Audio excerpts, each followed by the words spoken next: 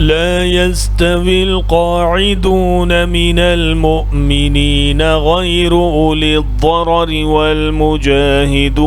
في سبيل الله بأموالهم وأنفسهم فضل الله المجاهدين بأموالهم وأنفسهم على القاعدين درجة وكلا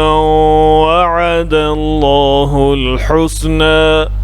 وفضل الله المجاهدين على القاعدين أجرا عظيما। नहीं है बराबर घरों में बैठे मोमिनों में से सिवाय उनके जो माज़ूर हैं और जिहाद करने वाले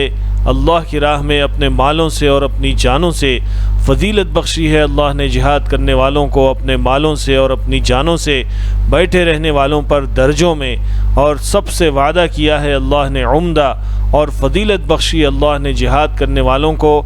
बैठने वालों पर अजर अज़ीम से। Not equal are those who sit at home of the believers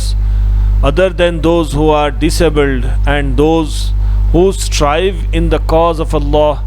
with their wealth and their lives. Allah has preferred those who strive with their wealth and their lives above those who sit, and to all Allah has promised good, and Allah has bestowed on those who strive above those who sit a great reward.